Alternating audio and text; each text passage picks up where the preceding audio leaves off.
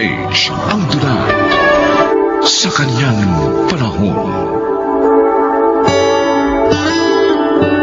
Hanggang saan nga ba kayang ipagdamot ang kapakanan ng mga minamahal dahil lamang sa pansariling interes?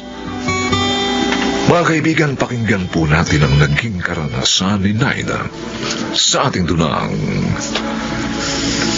sa kanyang panahon.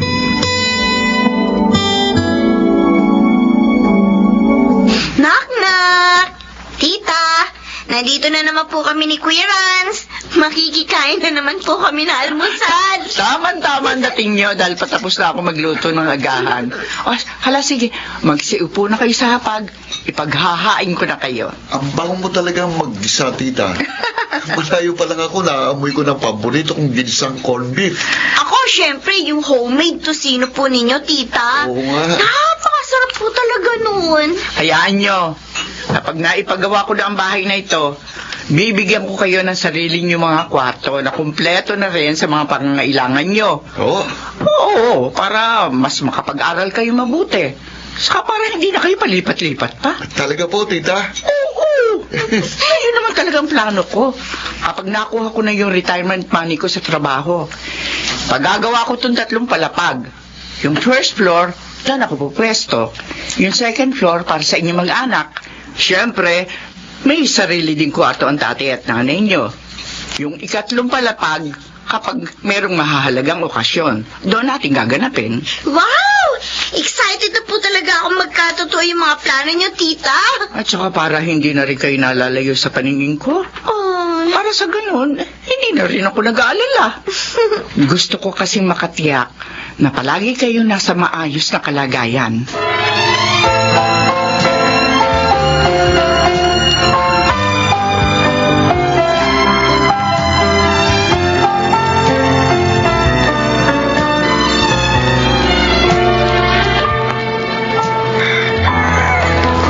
Ganda na. Hoy! Naida! Oh! Bigyan mo pa nga ako ng alak! Talo na ako eh!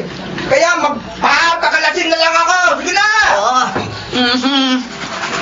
Ay, Naida! Ay, pagkinabing mo ka muna ako ng punan! Para makabawi ako! Nasa mga... Talaga na yung talo ko rito sa pagkagalan mo! Kaya pautangin mo muna ako! Teka, sandali lang. Isa-isa lang, mahina ka laban. Ito na yung 2 case ng alak saka 5 paketa ng sigarilyong pinabili mo. Buto pa siguro mag-stock ka na ng marami para hindi na ako pabalik-balik pa. Alam mo namang mainis sa atin ang mga mata ng mga tao sa labas. Hoy! Ang tanong, sinarado mo bang mabuti yung pinto? Para kung sakaling magkakipitan makakatakbo agad tayo doon sa lusutan doon sa likod. Oo naman. Ano yung malalakas na pagkalampag ng pinto natin? Sigurado mga pulis yan. Mabuti pa tumakas na tayo, Naida. Teka, yung mga pera sa lamesa ng mga tao. Hayaan mo na mga pera yun. Anong gusto mo?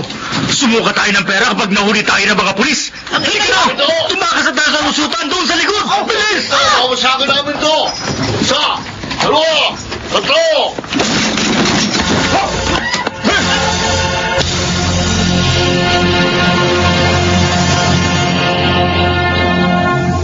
Mabuti na lang pala, wala sa bahay niyo mga anak niyo kagabi. Kung hindi, madadamay pa sila sa kalokohan yung mag-asawa. Lagi namang nandun kay Ate Ande ang mga yon. Halos hindi na nagsisiuwi sa estero. Paano nga, doon sila nakakatagpo ng kapanatagan. Naturingan kayo ni Rene ang mga magulang, pero kayo pa nagdadala ng gulo sa mga buhay nila. Basta, kung gusto nilang tumigil kami sa ganitong diskarte, kapag nakatapos sila ng pag-aaral at nagkatrabaho, ibigay nilang lahat sa amin ng tatay nila yung pera nila, tapos...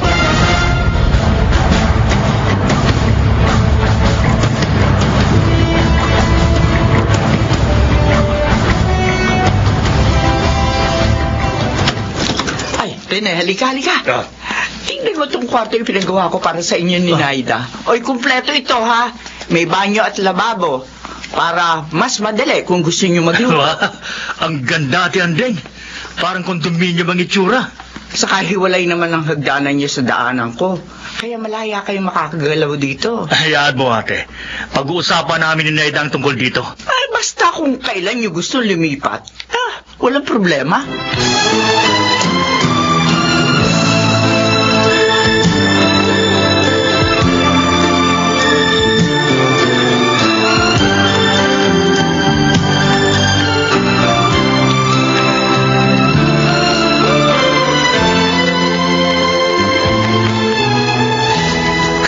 binibigyan ng maayos na tirahan, ayaw nyo pa. Dahil kapag lumipat kami sa bahay ni Ate Andeng, tiyak magbabayad kami doon ng tubig at ilaw. Samantalang dito sa estero, libre lahat, oh.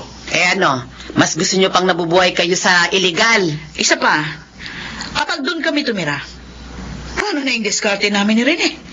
Pwede ba kaming magpasugal doon maghapon at magdamag?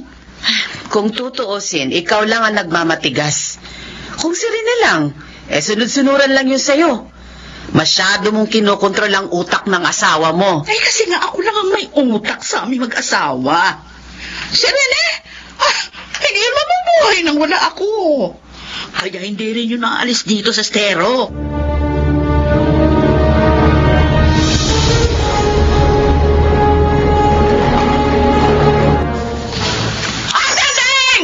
Ilabas mo mga anak ko! Dahil kung hindi, babasagin kong lahat ng salamin na mga bintana mo! Ay, Naida! Ano ba pumasok sa utak mo at binabato mo mga salamin sa mga bintana ng bahay? Ano? Inaangkin mo na yung mga anak ko, ha? Ayaw mo na silang pauwi sa estero? Naida, ang mabuti pa, pumasok ko muna rito sa loob ng bahay. Dito tayo mag-usap. Kung inaakala mong ikaw ang makikinabang sa pera ng mga anak ko, kapag nagkatrabaho na sila, nagkakamali ka. Akala mo ba papayag ako? Ha? Naida, nakikiusap ako sa... Ilabas mo ang mga anak ko! Ano? Ilalabas mo? O baka gusto mong basagin ko lahat ng salamin ng mga bintana mo? Ha? Naida!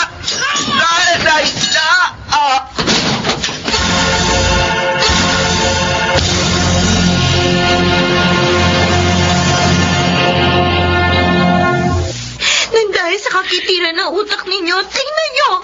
Muntik na mamatay si tita dahil sa pagtaas ng presyon niya.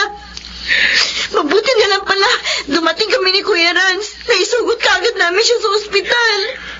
Ano ba kasing pumasok sa isip nyo? At sumugot kayo at nagwala sa bahay ni Tita, Inay? Paano nga? Hindi na kayo umuwi dito sa estero.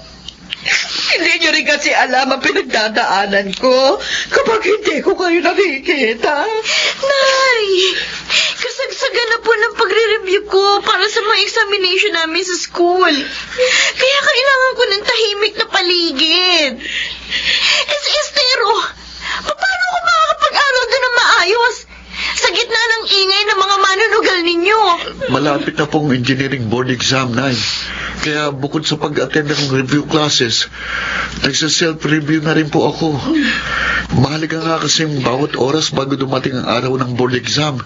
Kaya hindi na rin po ako makakasaglit dito sa estero. Kasi pakiramdam ko, kinalimutan yun na ako bilang inyong ina. Nawala na akong alaga sa inyo. Nay, alam nyo, mas magkakaroon po tayo lahat ng kapanatagan ng loob. Kapag tinanggap yung alok ni Tita Anding na doon sa pinagawa niyang kwarto, doon na kayo tumira. Tama po si Kuya, Nay. Iwan niyo na po ninyo ang buhay estero. Magsama-sama na po tayo sa bahay na ipinatayo ni Tita Anding.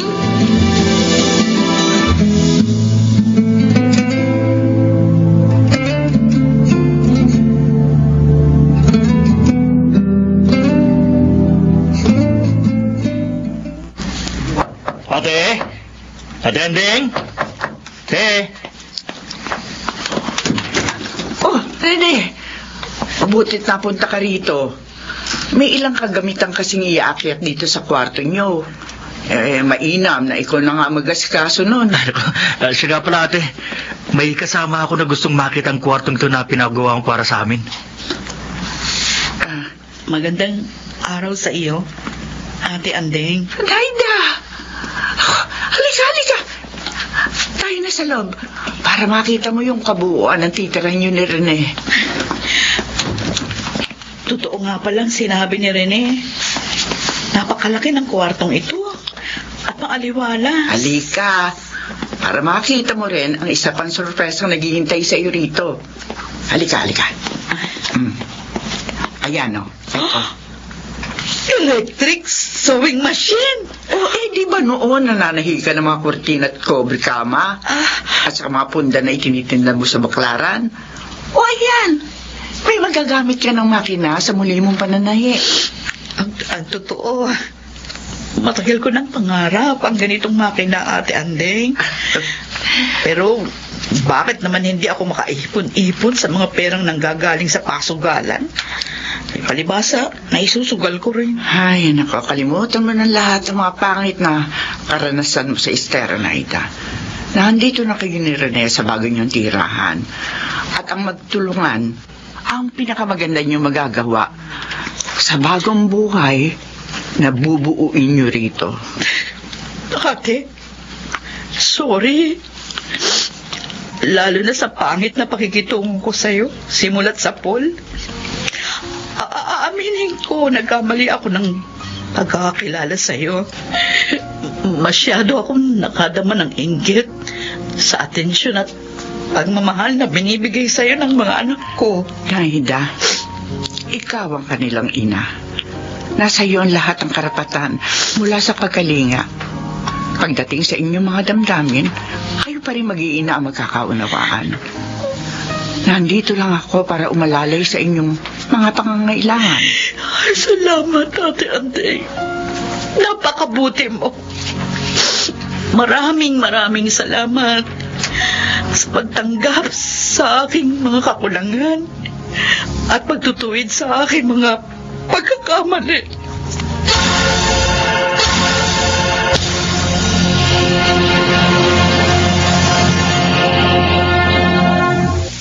Walang makapapantay sa busilak na pusong kabutihan ang hangad para sa mga minamahal. Sapagat sa dulo ng bawat pangarap, magbubuklod ang isang pamilya sa kanyang panahon.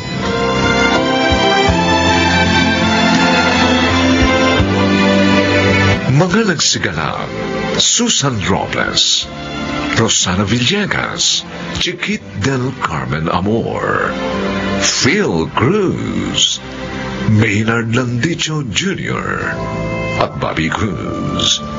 Special Sound Effects, Jerry Butiak. Technical Supervision, Eric Lucero at Bong Muyar. Musical Scoring, Buboy Salonga. Ang kasaysayang ito'y mula sa panulat ni Sel Barnum.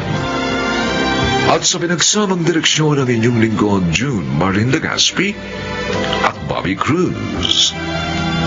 Sa kanyang panahon.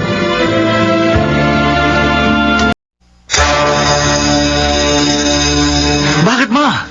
Gusto mo naman talaga masira ang buhay ko, hindi ba?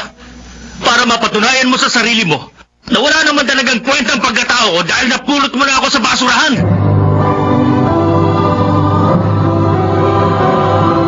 Handog ng DZRH ang tula sa kanyang panahon. Hanggang saan nga ba natin kayang buksan ang ating mga puso upang ibigay ang ating tunay na pagmamahal? Kadugumon natin o hindi? Mga kaibigan, pakinggan natin ang karanasan ni Cedric sa ating dulang sa kanyang panahon.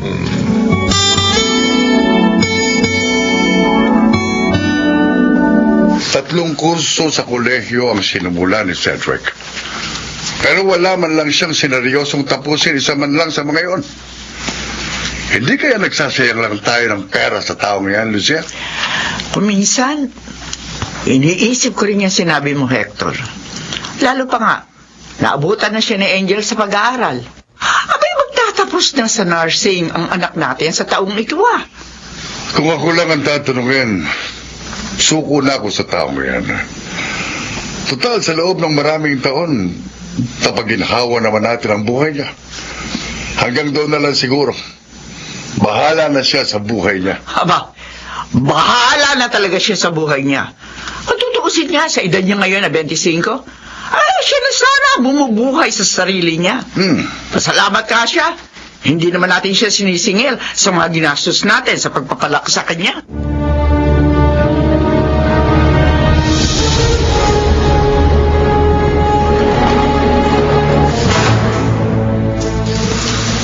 pala siguro rin na papa at mama. Hindi ko naririnig ang mga sinabi nila laban sa akin kapag nakatalikod ako. Deadmine mo na lang, Pards. Pasok dito sa isang tenga, ilabas mo na lang sa kabila. Alam ba nila hindi kong nararamdaman na halos itinataboy na nila ako? O hinihintay talaga nila na kusa na akong umalis sa bahay na yun? Pards, ganyan lang talagang parents natin. Madatakdak lang pero yung para sa kabutihan pa rin natin ang hangad nila. Concern pa rin sila sa atin. Alam mo yun? Hindi naman ganyan ang tono ng mga pananalita nila, papa at mama eh. Nag-iba na rin ang pakikitungo nila sa akin. Para na akong ibang tao kung ituring nila. Ako kasi pag nagagalit sa akin ang parents ko, nilalambing ko na lang eh. O pagkatapos nun, masaya na ulit kaming magkakasama sa hapunan. Happy family na ulit kami. Magkaiba tayo ng sitwasyon, Pards. Tunay kang anak ng mga magulang mo. Samantalang ako, napulot lang sa basurahan. Pards, Sige nga, magpalit tayo ng lugar.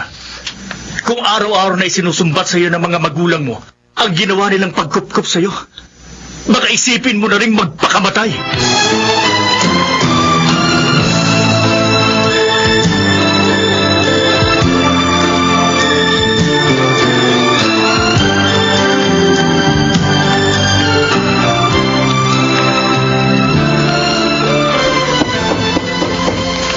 Kuya Cedric? Kuya Cedric, si Angel ito. Pakibukas naman ang pinto, oh. Oh, anong problema mo? Bakit nandito ka? Ilang araw ka na kasi hindi lumalabas ng kwarto mo. Hindi ka na namin nakakasabay kumain, kaya... Eto, oh, hinatiran kita ng pagkain, kuya. Hindi ako nagugutom. Kaya pwede ba? Umalis ka na. Sige na. Alis na. Kuya naman. Pati ba naman sa akin? Ayaw mo na rin ba akong kausapin? Galit ka na rin ba sa akin, kuya? Oo! Dahil ikaw ang dahilan kung bakit naging miserable ang buhay ko. Mula nang ipinanganak ka, perwisyo ng tingin nila mama at papa sa akin. Dapat hindi ka na isinilang eh. Kuya. Dahil ikaw ang sumira sa mga pangarap ko.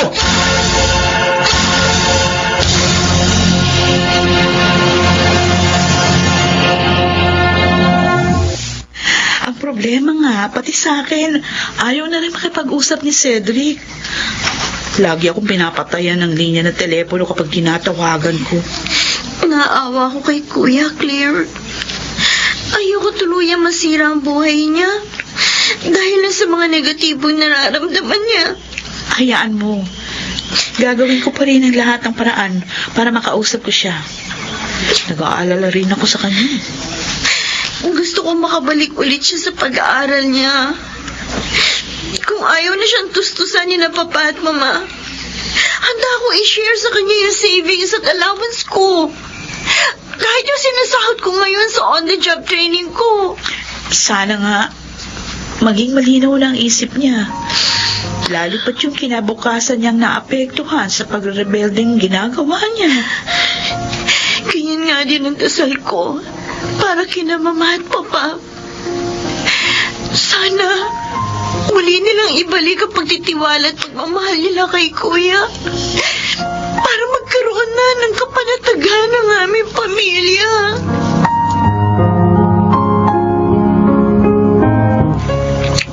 Lucia, napansin mo ba?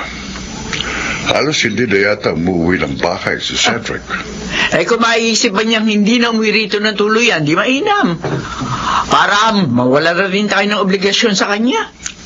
Kung magiging pabigat nga lang siya rito sa poder natin, bakit pa nga ba natin panghihinayangan ang kanyang pag-alis? Nagkakamali siya kung inaakala niya pipigilan natin siya. Hmm. Sungay niya, sunong niya, buntot niya, hila niya.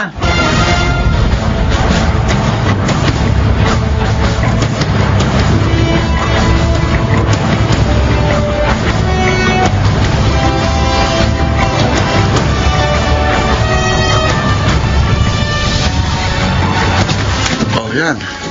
Well, malaki naman itong kwarto ko. Kaya pwede ka naman mag-stay dito. Just feel free. Lagi rin kasi ako nag-iisa rito dahil laging out of town sina daddy at mommy dahil sa business nila. Maraming salamat, Pards. Pansamantala lang naman. Kapag nakakita na ako ng trabaho, hahanap din ako ng matitiran. Kahit na maliit lang. Talaga bang desidido ka nang umalis sa poder ng parents mo? Hindi na magandang sitwasyon sa pagitan namin ni Papa at Mama eh. Lalo pang lumalala. Kaya nagdesisyon na lang akong umalis. Alam ko naman na matagal na nila akong gustong mawala sa buhay nila.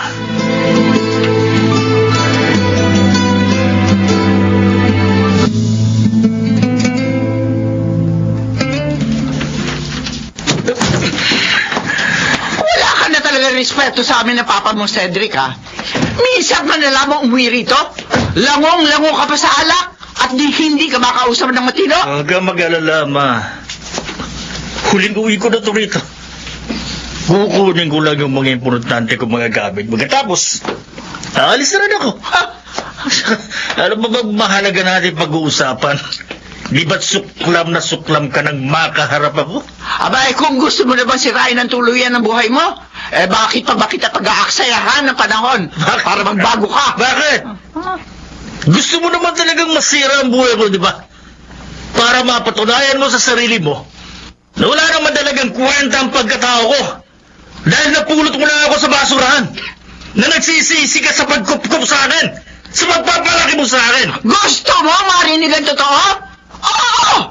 Nagsisisi ako kung bakit pinulot pa kita sa basurahang yon na sana nga hinayaan na lamang kitang kainin ng mga dagaroon. Di sana hindi magulo ang buhay ko ngayon dahil sa mga kalapastanganan mo.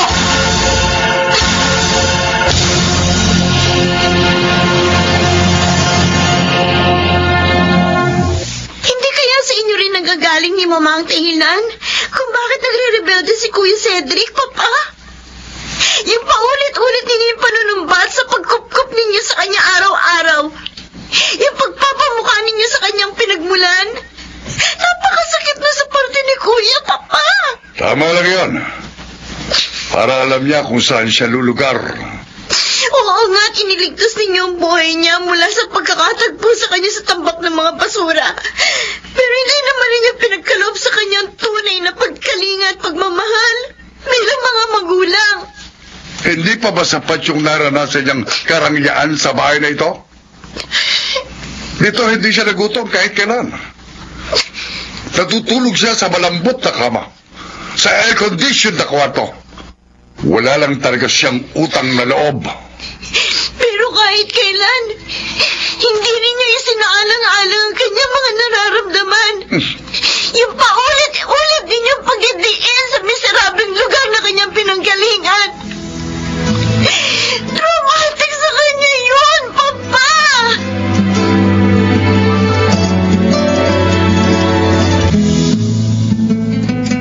Parang tumimo sa dibdib ko mga sinabi sa akin ng ating anak na si Angel. Tandang-tanda ko na matagal tayong nangarap na magkaroon ng anak. Pero hindi agad tayo binayaan ng Diyos. Kaya patuloy tayong nagdarasal.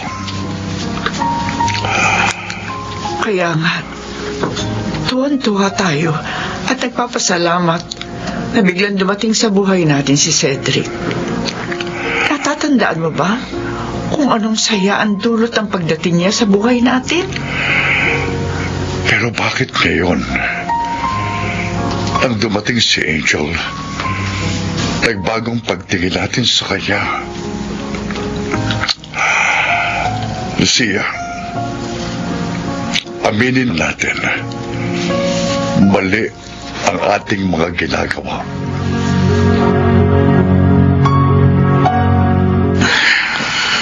Cedric.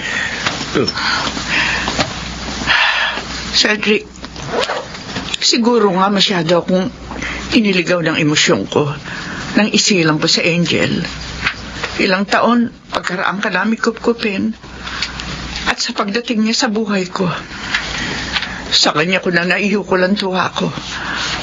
Ang mga pangarap ko, lahat-lahat. Hindi naman ako nahihirapang unawain yun, Ma.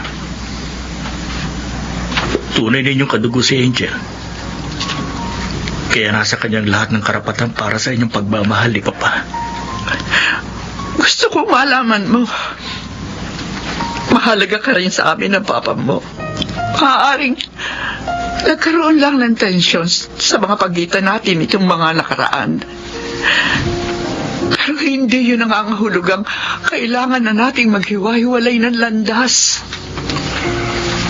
Dahil kung itutuloy mo ang iyong pag-alis,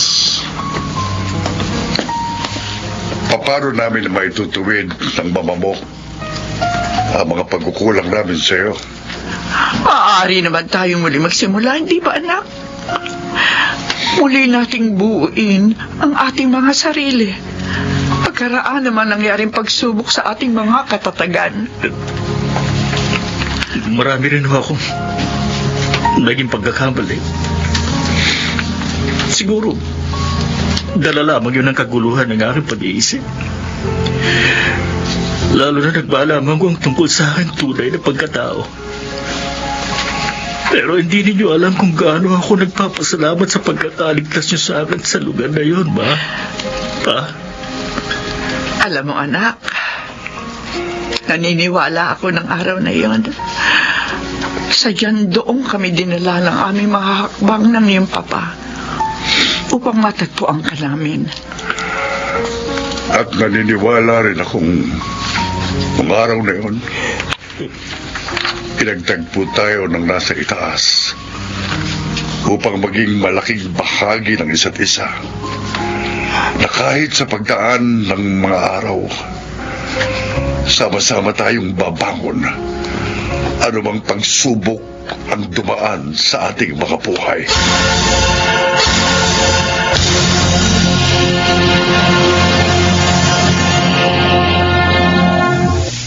Sa bawat pagkakamali, mahalagang buksan ang puso upang magkaroon ng isang magandang komunikasyon tungo sa higit na pagkakaunawaan ng isang pamilya upang makamit ang inaasam na magandang kinabukasan sa kanyang panahon.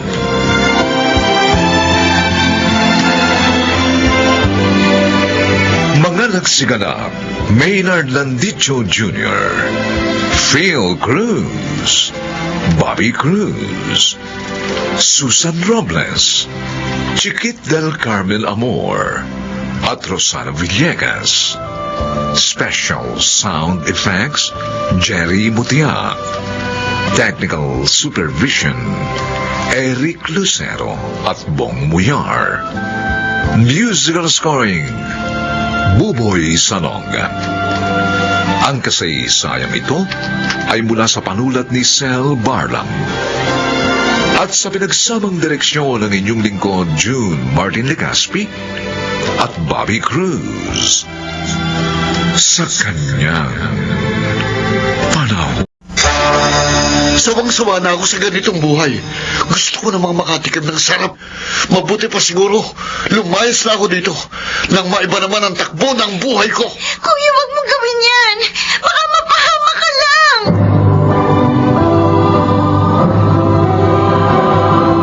Handog ng DZRH ang dula sa kanyang panahon. Mainam sa tao ang may pangarap, lalo na sa kabataan, sabagat ito'y mag-uudyok sa kanila upang magsikap. Mga kaibigan, pakinggan po natin ang naging karanasan ni Erwin sa ating dulang sa kanyang panahon. Ang sarap nitong sinabuwang gulay sa Eli. Tamang-tama sa malamig na panahon. Ang sarap ng pagkakatimpla niyo, Nay. Sana naman magustuhan din to ni Erwin. Oh, may nagbukas na po ng pinto. Tiyak si Kuya Erwin na po yan. Erwin, ikaw na ba yan? Opo, tay. Oh, anak, kumain ka na. Sabay ka na. Masarap pa pagkakaluto ko sa gulay. Ay, saging din tayo, Kuya, para panghimagas. Kayo na lang kumain. Oh, Tapos na ako. At saka ano pa ba naman ang isasarap niyan? Laging yan lang ulam natin. Kuya naman. Bakit? Saan ka ba kumain? Sa bahay ng kaibigan ko. Mitsadong baboy ang ulam namin.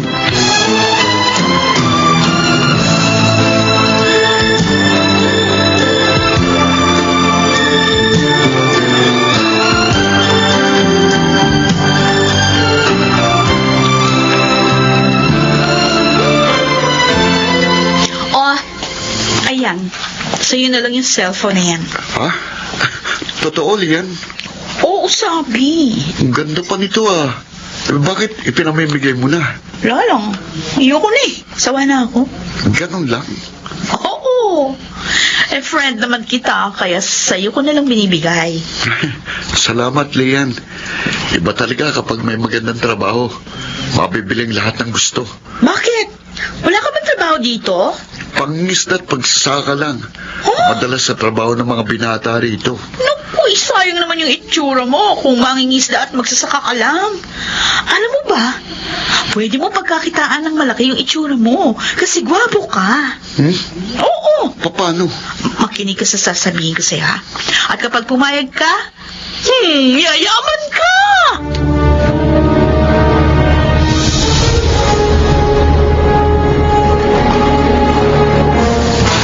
Lucio, hoy, gabing-gabi na. Bakit hindi ka pa natutulog?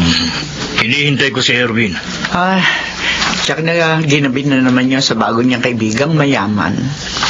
May kaibigan siyang mayaman? Sabi niya. Pero malayo raw dito yung bahay. Ba, yun nga nagbigay na maganda niyang cellphone. Ang anak natin yun, oh. Naiingit sa mga kabinataan dito na may magandang mga gamit. Nagsasawa sa hirap. Pero ayaw naman niyang magsikap upang umasenso. Napapansin ko nga rin yun eh. Hindi siya dapat ganon. Dahil hindi darating ang biyaya kung hindi siya gagawa. Kausapin natin siya. Ipaalala natin yun sa kanya. Uy, yun naman ang lagi natin ginagawa, di ba? Kaya nga madalas, naiinis na siya. Kahit na, Lucio, hindi pa rin tayo dapat tumigil sa pagpapaalala sa ating anak.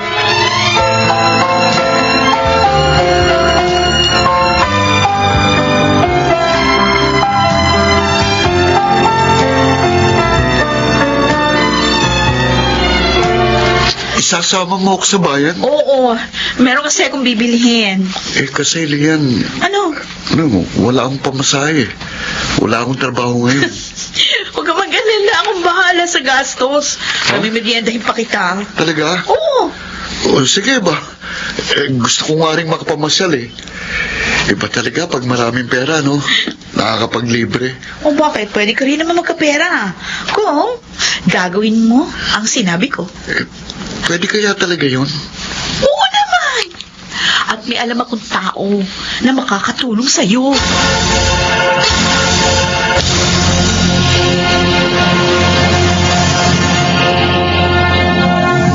Erwin! Erwin, gumising ka na. Bakit ba tay? Ang aga-aga pa. O, di ba sabi ko sa'yo, tulungan mo ako sa bukid ngayon. Kaya bumangon ka na dyan. Kayo na lang. Inaantok pa ako eh. Paano hindi ka antukin? Kung saan-saan ka pa naglimayon kagabi. Alam mo namang maaga tayong pupunta sa bukid, di ba? Mabira. Sige na, bumangon ka na. Bago pa ako magalit ng tuluyan sa'yo. Opo, sige po. Kasar, alam naman niyang ayoko magsaka. Pilit pa rin ang pilit.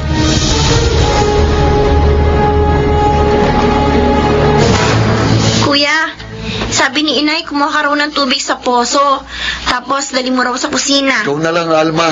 Masakit ang katawan ko. Tinatamad ka lang dyan eh. Hindi. Talagang masakit ang katawan ko. Dahil maghapon kaming gumawa ni Itay sa bukid. Uy, nakapagpahinga ka naman kagabi ah. Masakit nga talagang katawan ko eh. Kaya sige na. Ikaw na lang ang kumuha ng tubig doon sa poso. Mabigat yun, kuya. At saka gumagawa ko ng assignment ko eh. At saka ikaw naman yung inuutusan dyan eh. Busi talaga, oo. Kung bakit naman kasi tubig lang sa loob ng bahay na ito, wala tayo. Alam mo naman mahirap lang tayo, di ba? At saka hindi lang naman tayong ganito dito sa lugar natin ah. Sawa na ako sa ganitong buhay. Gusto ko naman makatikim ng sarap.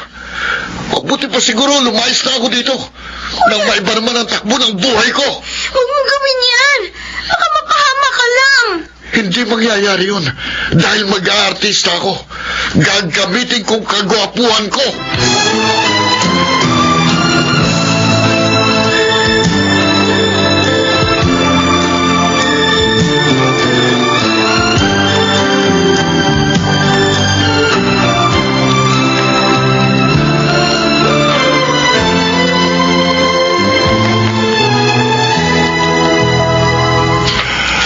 My dear Leon, mabuti naman dumating ka na.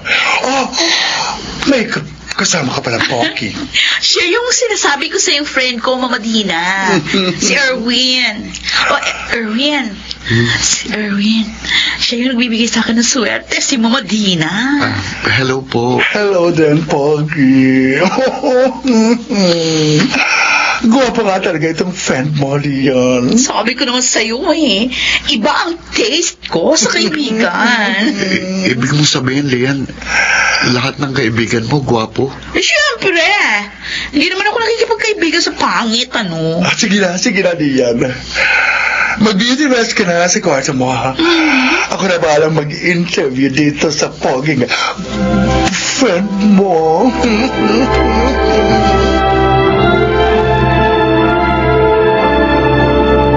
Inay? Itay? Bakit po nangangalumata kayo? Hindi kami nakatulog kagabi ng tatay mo, Alma. Hinihintay namin ang pag-uwi ng kuya mo. Hindi po siya umuwi kagabi? Oo. Hanggang ngayon, tanghali na. Wala pa rin siya. Naku, Nay, Tay, baka po tinutuon ni Kuya yung sinabi niya sa akin na kapag nainis siya, maglalayas siya. Yan ang iniisip ko, anak. Dahil wala siya sa mga kaibigan niya nang magpunta ako roon. Ano ba naman si Kuya? Nagbigay pa ng problema. Mamaya mapahamak pa siya. Kailangan makita natin ang ating anak, Lucio. Makakuha naman sa magtrabaho pasokan niya para lang mabuhay. Hahanapin ko siya. Pero hingin din natin ang tulong ng Diyos. Dahil siya lang naman ang tunay na makakatulong sa ating lahat.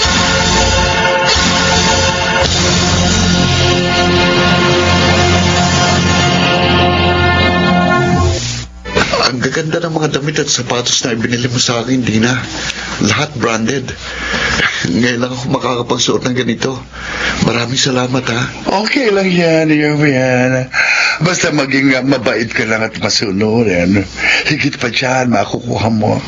Lalo na kapag artista ka na. Talaga bang tutulungan mo kung maging artista? Of course! At ako ang magiging manager mo. Excited na ako, Dina. Pero, may kailangan ka munang gawin ngayon. Ha? Kailangan kasi mapansin ka ng mga tao. Pag-usapan. Paano mangyayari yun? Ano gagawin ko? Magpo-post ka ng hubad sa internet. Ano? Para makita nila ang kagwapuhan mo. Ang ganda ng katawan mo. Eh di pag-uusapan ka na. Oo nga, no? At hindi lang yung nagagawin mo. Dapat bongga ang post mo. Para pagkaguluhan ka. Maging ng mga producer.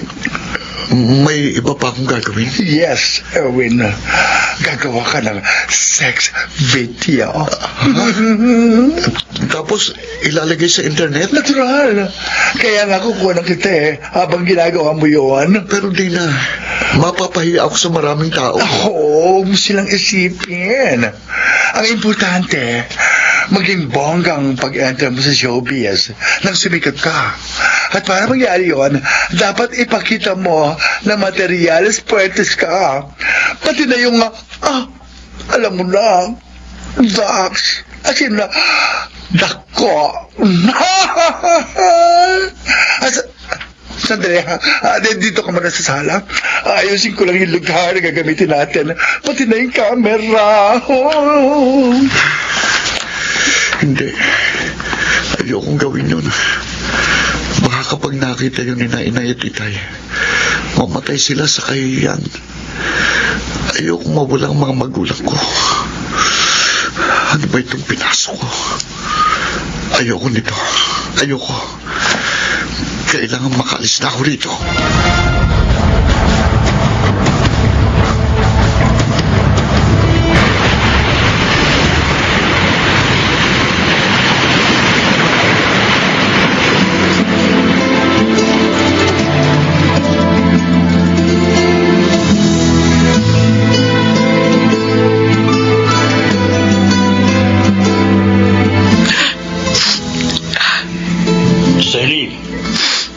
Umiiyak ka na naman. Ilang araw nang wala ang panganay natin, Lucio. Hindi natin alam kung nasaan na siya. Ano na ba nangyayari sa kanya? Lucio, sobra ako nag-aalala kay Erwin. Ay, ako rin naman. Nag-aalala sa kanya. Kaya nga sinabi ko sa iyo na isama natin siya sa ating mga panalangin sa Diyos. Dahil ayokong may masamang mangyari sa kanya. Nay, Itay, Erwin! Anak, salamat at nagbalik ka, anak. Nay, Anak! patawarin niyo po ako. Naging padalos-dalos po ako. Kaya muntik na akong mapahamak. Oh, Diyos ko! Bakit, anak? Ano bang nangyari sa'yo? Nakakilala po ako ng isang tao. Natutulungan daw ako maging artista. Yun pala, gusto kong pagawin ng sex video para i-post sa social media. Ano? Oo, At hindi ka pumayag, anak, kaya ka narito ngayon. opo, Nay. Naalala ko kayo ni Itay. At ang kahiyang sasapitin natin. Kaya dali-dali po akong umalis sa bahay niya. Sorry po. Pangako, lagi ko na po susundin ang mga pangaral niyo. Magiging kontento po ako sa kung anong meron tayo. At magsisika po ako para umasenso sa buhay.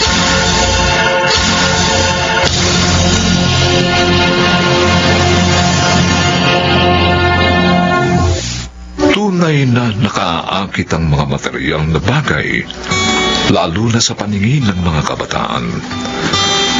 Kaya dapat sa pagpapasya ay maging mahinahon upang maiwasan ang kapahamakan sa kanyang panahon.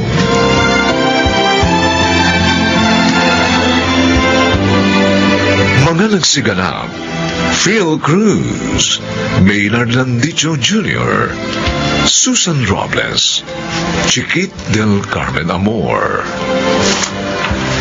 at Bobby Cruz. Special Sound Effects, Jerry Mutiat. Technical Supervision, Eric Lucero at Bong Muyar. Musical Scoring, Buboy Salonga. Ang kasaysayang ito'y mula sa panulat ni Telma Corporal Alcantara. At sa pinagsamang direksyon ng inyong lingkod, June Martin de Gaspi at Bobby Cruz. Sa kanyang panahon. Pero, hindi mo na ililibing si Tio Leo. Kami na ni Kuya Dindo ang bahala sa pagpapalibing sa kanya. Kaya pwede ba? Awatin mo na ang nanay mo sa kangangalngal at pagkakayakap sa kabaong ni Itay. Pagkatapos, lumayas na kayo!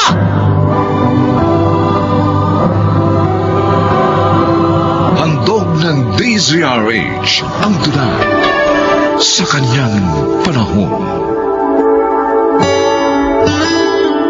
Gaano nga ba kahalaga ang pananagutan natin sa ating kapwa-tao? Mga kaibigan, narito po ang naging karanasan ni Loretta sa ating tunang sa kanyang panahon.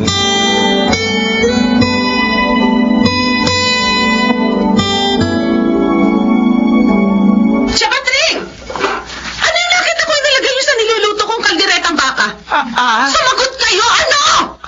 Ano? Ano? Yung... Ano nga yun? Ay, yung ano? Ay, Diyos ko, Tia Patring! Bakit nagkulay berde itong kalderetang baka ko? Anong ginawa niyo? Kwan, nilagyan ko nga ng pangkulay. Yun yung napulot ko doon sa labas. Ano ba naman kasi itong... Ate Loretta! Hindi niyo binabantayan ng nanay mo eh! Ate! Ate Loretta! Elsie! Oh, bakit? Ano bakit? Tingnan mo! Kung anong ginawa ng nanay mo sa niluluto ko! Diyos ko naman, Ate Loretta, 5 kilong baka yung nakasalang na yan! Pinaluto lang sa akin yan! Kaya ano sasabihin ko sa napaluto niya sa akin? kasi ang ginawa niyo? Juan, para nilagyan ko lang ng pangkulay. Yung bang napulot ko doon sa labas, nilagay ko lang dyan sa niluluto. Jobos yun! Jobos yun, Chapatring! Hindi yun pangkulay ng pagkain! Pangkulay yun ng damit o sapatos! Elsie, pasensya ka na ha. Hayaan mo. Hindi na mauulit ang nangyaring ito. Dapat talaga, binabantayan mo yung mga kilos ng nanay mo. Masyado na siya nagiging perwisya sa bahay na to. Aba, hindi ka tuwin ang nag-uulyanin na siya para lagi kong pagpapasensyahan.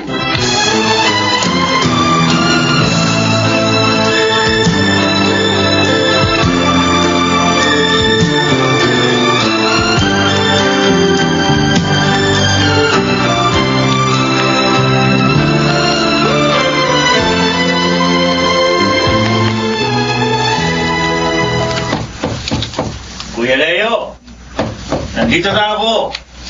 Dala ko na yung mga papeles na iniutos mo sa akin. Ano? Halika na. Tumuloy ka na rito sa loob ng kwarto ko. Kuya, napakabait naman pala ng taong pinagsangla ng lupa't bahay na ito. Sa tagal lang paraong hindi ito natubos, hindi siya nanghingi ng kahit 5 tubo. Maninirahan na kasi siya sa Amerika. Kaya hindi siya talagang interesado sa loting ito. Kaya yung kapital na nga lang ang ipinababalik na sa akin. Pero alam mo kung ganit ang pinagsangla nito? Naku, siguradong mahihirapan ka ng tubusin dahil sa laki ng ipapatong na tubo. Kaya ang masaklap pa, iilitin pa ito sa inyo. Ang mahalaga, naitubid ko ang isang matagal ng kasalanan. Bago man lang ako mawala sa mundong ito.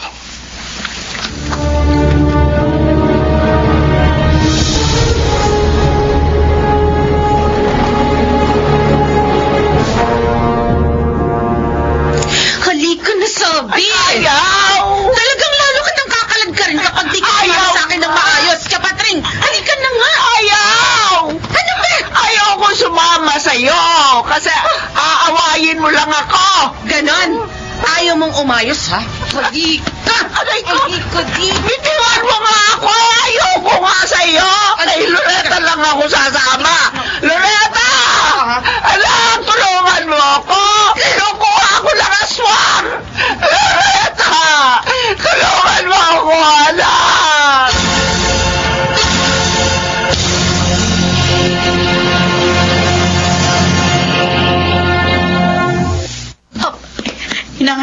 Nay, gising! Nay, ano ba nangyari? Bakit dito kayo natutulog sa putikan? Nay, Loretta, ano ba? ikaw ba yan? Ha? Anak? Oo. Mabuti pala, dito ako nag-shortcut dumaan sa may estero. Pagkagaling ko sa butika para bumili ng gamot niya ni Chuleo. Paano kayo napunta rito? Kasi yung aswang. Ha? Oo, dinala nga ako dito nung aswang. Tingnan niyo, puro puti kayo. Ay, dali, alika na. Halika na, umuwi na tayo para makaligo kayo. Siguradong hinahanap na kayo ni Tio Leo. Tatay mo si Leo. Hindi ba, Loretta? Hoy! Oh. Sabi ko sa iyo, tatay mo si Leo. Oo, sige na, tumayo na kayo dyan para makauwi na tayo dahil sigurado nag-aalala na si Tatay Leo kung saan kayo napunta. Teka, sandali, wag mo akong hilahin. Alam mo, Loretta, yung aswang, yung nagtulak sa akin dito sa putik. Ano? Magkamaingay, kamukha ni Elsie. Naku, wag niyong sasabihin yan pagdating natin sa bahay. Sigurado yan, pag narinig kayo ni Elsie, magagalit na naman sa atin yun. Wala ka naman kasing kwentang kausap Bakit ba kasi ayaw mo maniwala?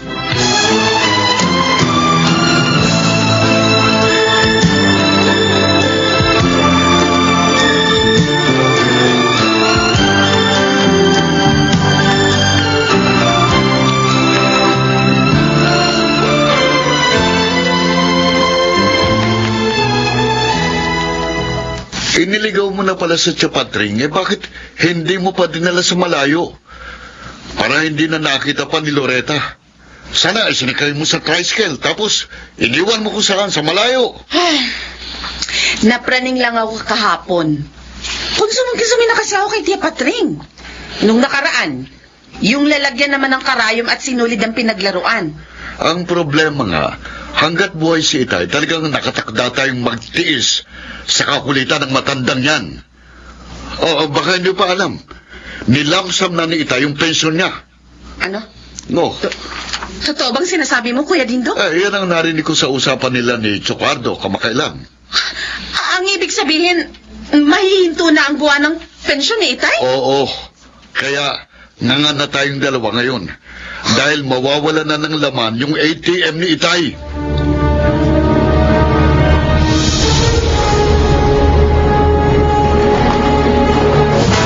Leo! Gumising ka! Pagsalita ka! Kausapin mo ako, Leo! Chapatring! Bakit? Ano nangyari kay Itay? Patay na yata si Leo! Patay na asawa ko! Hindi. Patay na! Hindi dapat mamatay si Itay nang hindi ko nakakausap. Itay, si Dindo ito. Magsalita ka, kausapin mo ako. Itay!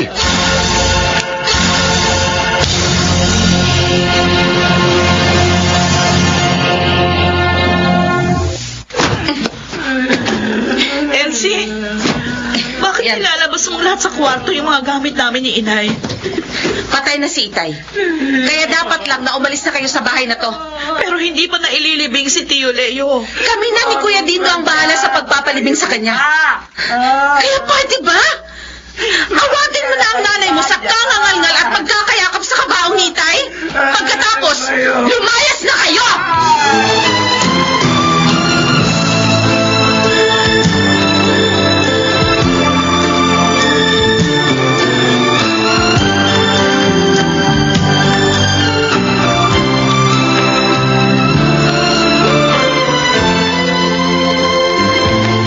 Hindi pwedeng ilibing si Kuya Leo na wala sina Ate Patring at Loretta, Dindo. Bakit hindi?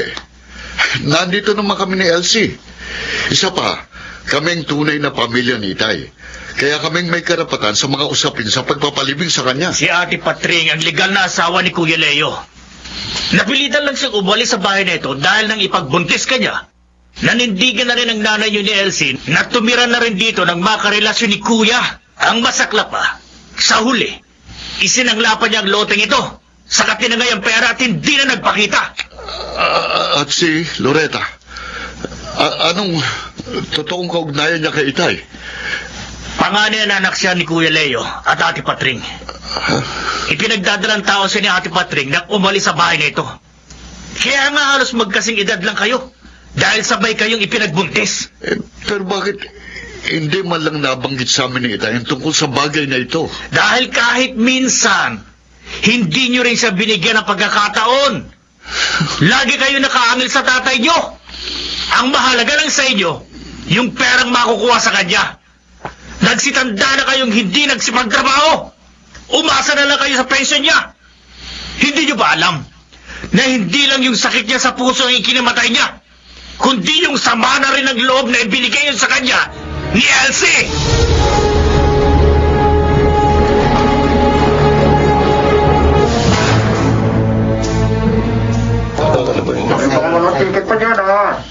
Sa Patring! Ate Loretta! Elsie? Elsie? Sino mo, Elsie? Ay, yung nagtulak sa akin sa putikan. Ay, salamat Yun, sa Diyos. yung aswang. Salamat. Salamat at inabutan ko pa kayo rito sa terminal ng bus. Dahil kung hindi, habang buhay kong dadalhin ang sumbat ng konsensya ko sa pagpapaalis sa inyo sa malaking bahay. Ano ba? Huwag mo nga ako yakapin. Salbahe ka, hindi ba? Ikaw Kasi yung mga salbahe. bus, papuntang Batangas. Kaya hindi pa kami nakakasakay ni Inay. Hindi kayo po pwedeng umalis ni Chapatring, Ate Loretta. Dahil higit sa amin ni Kuya Dindo, kayo ang may karapatan sa mga pagpapasya sa pagpapalibing kay Itay. Nando naman si Tio Cardo. Alam namin hindi niya pababayaan ang Itay. Sumama na kayo sa akin, pauwi, ate. Hindi namin maitutuwid ni Kuya ang aming pagkakamali. Kung ganap kayong aalis sa malaking bahay.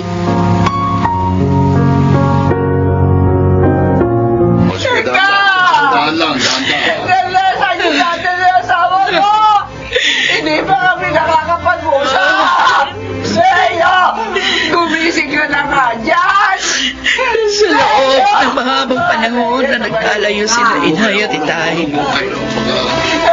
Walang bukang bibigang inay, kundi ang mga kabutihan ng itay. Walang sandaling gusto niyang muli silang magkasama. Inihingi ko ng kapatawaran. Maging ang mga naging kasalanan sa inyo ni Inay. At sana, mapatawad ninyo kami ni Kuya dito. Kami ang dahilan ng pagkakawalay ninyo sa isa't isa bilang isang pamilya. Loretta, handa naman kaming umalis sa bahay na ito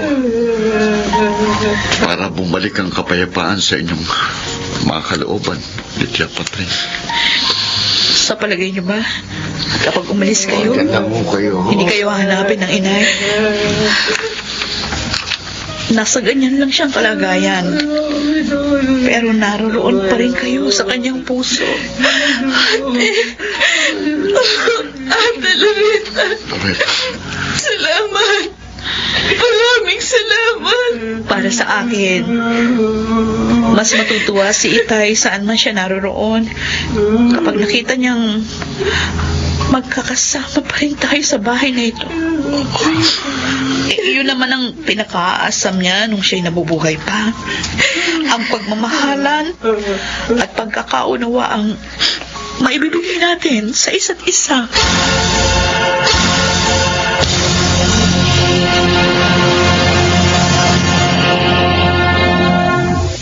Ang pagkakaroon ng magandang relasyon sa kapwa ang isa sa pinakamabuting paraan upang maipadama ang pagmamalasakit. Magmahal at umunawa tayo sa abot ng ating makakaya sa kanyang panahon.